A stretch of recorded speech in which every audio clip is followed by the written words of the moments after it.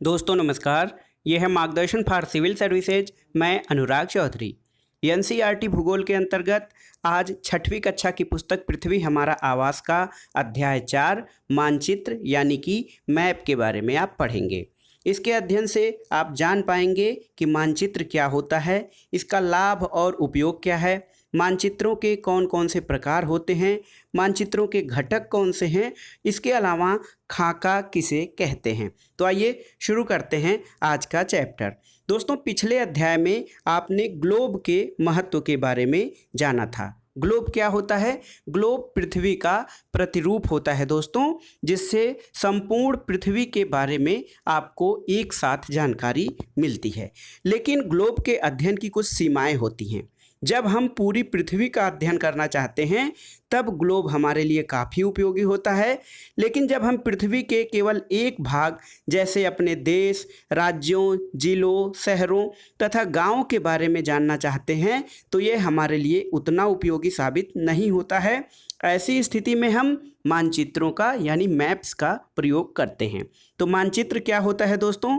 मानचित्र पृथ्वी की सतह या इसके एक भाग का पैमाने के माध्यम से चपटी सतह यानी समतल सतह पर खींचा गया चित्र है। तो आपको जानना चाहिए या आप क्लियर हो जाइए कि मानचित्र क्या होता है। तो दोस्तों मानचित्र पृथ्वी की सतह या इसके एक भाग का पैमाने के माध्यम से, मानचित्र में पैमाना बहुत महत्वपूर्ण होता है, तो पैमाने के माध्यम से चपटी सतह पर खींचा गया चित्र होता है।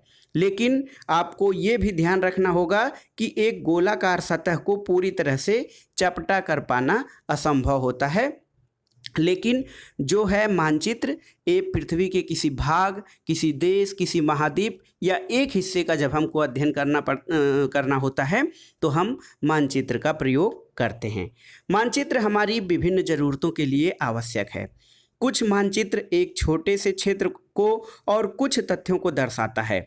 दूसरे मानचित्र में एक बड़ी किताब की तरह तथ्य हो सकते हैं। जब बहुत से मानचित्रों को एक साथ रख दिया जाता है तब एक एटलस बन जाता है। आपने एटलस के बारे में सुना होगा दोस्तों। एटलस कई मानचित्रों का समूह होता है। जैसा कि आप देख सकते हैं, जब बहुत से मानचित्रों को एक साथ रख दिया जाता है या उनकी एक पुस्तक बना दी जाती है तो वो एटलस बन जाता है। एटलस विभिन्न प्रकारों और अलग अलग पैमाने से खींची गई मापों पर आधारित होता है और मानचित्रों से एक ग्लोब की अपेक्षा हमें ज़्यादा जानकारी प्राप्त हो सकती है। मानचित्र विभिन्न प्रकार के हो सकते हैं जिनके बारे में हम आगे पढ़ेंगे।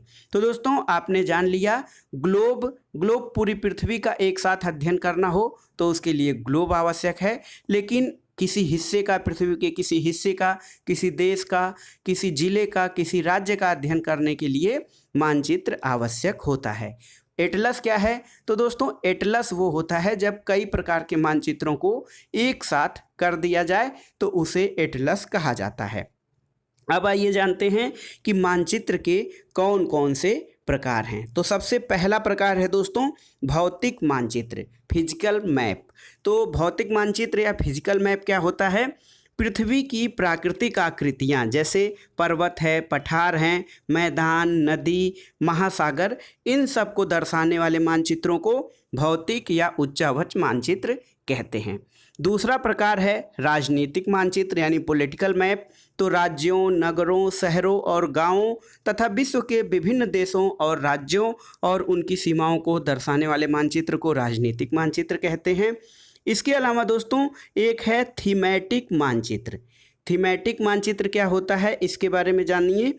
तो कुछ मानचित्र विशेष जानकारियां प्रदान करते हैं, जैसे उनका उपयोग या उनका जो निर्माण किया जाता है वो विशेष जानकारियों के लिए किया जाता है, जैसे सड़क मानचित्र, वर्षा मानचित्र, वन और उद्योगवाद के वितरण को दर्शाने वाले मानचित्र। इस प्रकार के मानचित्र को थीमेटिक मैप यानी किसी थीम पर आधारित मानचित्र, उन्हें थीमेटिक मैप कहते हैं क्योंकि ये किसी विशेष जानकारी या स्पेसिफिक जानकारी पर आधारित मानचित्र होते हैं और इन मानचित्रों में दी गई सूचना के आधार पर उनका उचित नामकरण भी किया जाता है। अब जानना जरूरी है दोस्तों कि मानचित्र के घटक या मानचित्र के प्रमुख भाग या अंग कौन कौन से हैं। तो मानचित्र के 3 घटक हैं। आपको याद रखना चाहिए किसी भी मानचित्र में 3 चीज़ें बहुत ही महत्वपूर्ण होती हैं और वही मानचित्र के घटक कहे जाते हैं। पहला घटक है दूरी यानी डिस्टेंस, दिशा यानी डायरेक्शन और प्रतीक यानी सिंबल।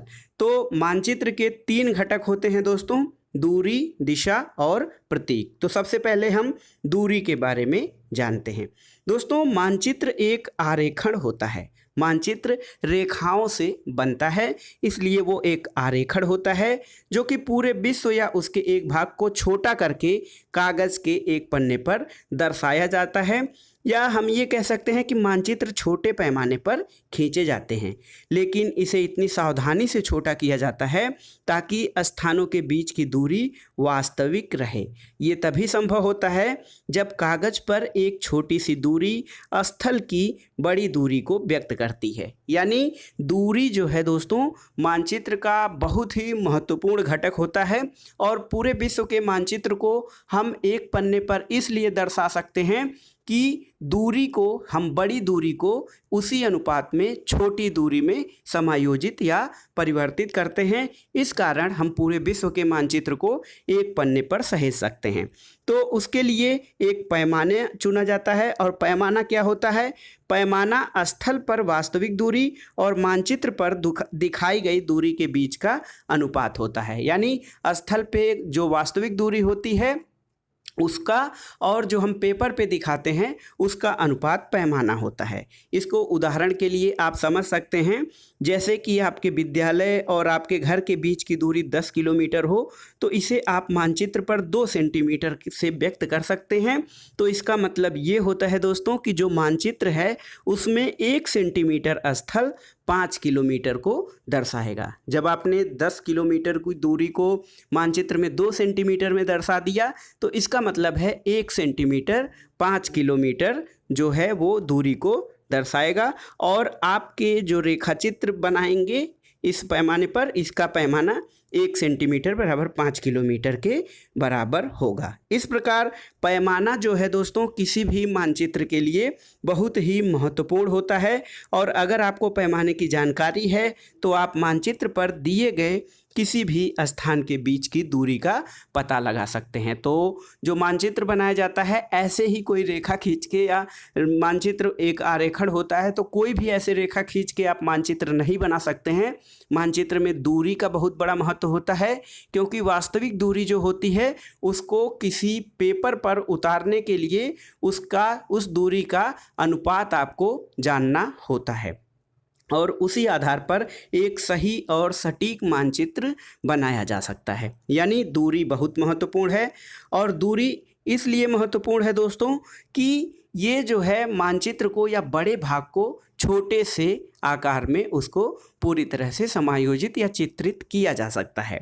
जब बड़े क्षेत्रफल वाले भाग जैसे महाद्वीप को या देश को कागज़ पर दिखाना होता है तब हम लोग छोटे पैमाने का उपयोग करते हैं। जैसे मानचित्र पर 5 सेंटीमीटर स्थल के जब 500 किलोमीटर की दूरी को दर्शाता है तो इसे छोटे पैमाने वाला मानचित्र कहा जाता है। लेकिन जब एक छोटे क्षेत्रफल वाले भाग को, जैसे आपके गांव या शहर को कागज़ पर दिखाना हो तो हम बड़े पैमाने का उपयोग करते हैं। जैसे स्थल पर 500 मीटर की दूरी को मानचित्र पर जो है 5 सेंटीमीटर से दर्शा दिया जाए तो इसे बड़े पैमाने वाला मानचित्र कहते हैं। बड़े पैमाने वाले मानचित्र पर छोटे पैमाने वाले मानचित्र की अपेक्षा अधिक जानकारी प्रदान करते हैं। तो जैसे आप गूगल मैप ही खोलते हैं दोस्तों तो पहले एक देश दिखता है, लेकिन जैसे ही आप उसको बड़ा करते हैं, थोड़ा सा बड़ा करते हैं तो वहाँ पे जो जानकारियाँ होती हैं अनेक जानकारियाँ उभर कर सामने आने लगती हैं। तो जो छोटा मानचित्र होता है, मान लीजिए भारत को दिखाएगा, लेकिन जैसे ही आप उसको बड़ा करते जाते हैं तो वो छोटे छोटे जगहों के नाम भी प्रदर्शित करने लगता है। तो इसलिए जो बड़े पैमाने वाला मानचित्र होता है छोटे पैमाने वाले मानचित्र की अपेक्षा ये अधिक जानकारी देता है। इसके अलावा दूसरा घटक क्या है, अब आइए जानते हैं। तो दूसरा महत्वपूर्ण घटक मानचित्र का होता है दिशा, जिसे कि डायरेक्शन कहते हैं। तो दोस्तों अधिकतर मानचित्र में ऊपर दाहिनी तरफ तीर का निशान बना होता है, एक सिंबल बनाया गया होता है, या तो इस प्रकार का या फिर इस प्रकार का। तो ये तीर का निशान जो होता है ये उत्तर दिशा को दर्शाता है, जो ऊपर की ओर चिन्हित होता है, ऊपर की ओर तीर बना होता है दोस्तों, तो वो उत्तर दिशा की ओर दर्शाता है। और जब आप उत्तर के बारे में जानते हैं तो आप दूसरी दिशाओं जैसे पूरब, पश्चिम और दक्षिण के बारे में पता लगा सकते हैं। ये 4 मुख्य दिशाएं होती हैं, उत्तर, दक्षिण, पूरब और पश्चिम। वे प्रधान दिग बिंदु कहे जाते हैं। तो दोस्तों, जो ये 4 मुख्य दिशाएं उत्तर, दक्षिण, पूर्व और पश्चिम होती हैं, इन्हें प्रधान दिग बिंदु कहा जाता है। इसके अलावा बीच की 4 दिशाएं होती हैं प्रधान दिग बिंदु, जैसे उत्तर आपका हो गया, ये दक्षिण हो गया, ये हो गया पूरब और ये हो गया पश्चिम। इसके अलावा 4 अन्य दिशाएं भी हैं, जैसे उत्तर पूर्व, दक्षिण पूर्व, इसके अलावा ये देखिए दक्षिण पश्चिम है और ये उत्तर पश्चिम है दोस्तों। तो आप जान लीजिए, जो 4 मुख्य दिशाएं हैं वो प्रधान दिग बिंदु कहे जाते हैं और इनके बीच की 4 दिशाएं होती हैं उत्तर पूर्व, दक्षिण पश्चिम और उत्तर पश्चिम। इन बीच वाली दिशाओं की मदद से किसी भी स्थान की सही स्थिति का पता लगाया जा सकता है। तो आप इससे, या मैप को, जब आप किसी भी मैप को देखें तो वहाँ पर एक सिंबल बना होता है उत्तर, दक्षिण, पूरब, पश्चिम दर्शाने वाला, वहाँ से आप किसी भी स्थान के दिशा का ज्ञान कर सकते हैं। इसके अलावा यहाँ पे जो चित्र दिख रहा है दोस्तों, ये दिक् सूचक यंत्र है या दिक् सूचक चिन्ह है, जिसे कि कंपास द्वारा निर्धारित किया जाता है। इसमें देखिए जो लाल कलर का ये निशान है, ये उत्तर दिशा को दर्शाता है। इसके विपरीत, ठीक विपरीत जो है दक्षिण दिशा होती है, लेकिन ये जो लाल निशान है ये उत्तर दिशा को दर्शाता है। तो दिक् सूचक की सहायता से किसी भी स्थान की दिशा का पता लगा सकते हैं। ये एक यंत्र होता है जिसकी सहायता से मुख्य दिशाओं का पता लगाया जाता है। जब आप मुख्य दिशा का पता लगा लेंगे तो इसी आधार पर आप उसकी बीच वाले दिशाओं का, दो मुख्य दिशाओं के बीच वाली दिशा का भी पता लगा सकते हैं। तो जो दिक् सूचक यंत्र होता है, ये कैसे दोस्तों दिशा को निगमित करता है या निर्देशित करता है, तो ये एक चुंबकीय सुई होती है और आप जानते हैं कि चुंबकीय सुई ऐसे स्वतंत्रतापूर्वक छोड़ देने पर या लटका देने पर उत्तर दक्षिण दिशा की ओर टिकती है। जो भाग उत्तरी भाग है वो उत्तर दिशा की ओर और दक्षिणी ध्रुव दक्षिण दिशा की ओर होता है। तो इसकी चुंबकीय सुई हमेशा उत्तर दक्षिण दिशा में रुकती है और उसी आधार पर हम दिशा का अनुमान लगा सकते हैं। अब जो तीसरा प्रमुख घटक है मानचित्र का, वो होता है प्रतीक या सिंबल। ये जो दोस्तों प्रतीक है किसी भी मानचित्र का तीसरा प्रमुख घटक है और किसी भी मानचित्र पर वास्तविक आकार एवं प्रकार में विभिन्न आकृतियों जैसे भवन, सड़क, पुल, वृक्ष आदि, रेल की पटरियों या कुओं को दिखाना संभव नहीं होता है। इसलिए वे निश्चित अक्षर, छाया चित्र, रंग, चित्र और रेखाओं का उपयोग करके दर्शाए जाते हैं। मैप में जब एक तो रेखा से मैप बनाया जाता है, लेकिन कहीं वहाँ पर कोई जो निश्चित सड़क, पुल, वृक्ष, रेल की पटरी या कुएं, नदी, पहाड़, इनको दर्शाने के लिए प्रतीकों का प्रयोग किया जाता है और इन प्रतीकों के प्रयोग से मानचित्र को आसानी से खींचा जा सकता है और इनका अध्ययन करना और उनको समझना आसान हो जाता है। अगर आप किसी क्षेत्र की भाषा को नहीं जानते और आप किसी से दिशाओं के बारे में नहीं पूछ सकते, तब भी आप इन चिन्हों की सहायता से बहुत कुछ समझ सकते हैं। देखिए, ये जो चिन्ह हैं बहुत ही महत्वपूर्ण चिन्ह हैं। जैसे रेलवे लाइन का ये चिन्ह है बड़ी लाइन का, ये मीटर लाइन का और ये रेलवे स्टेशन।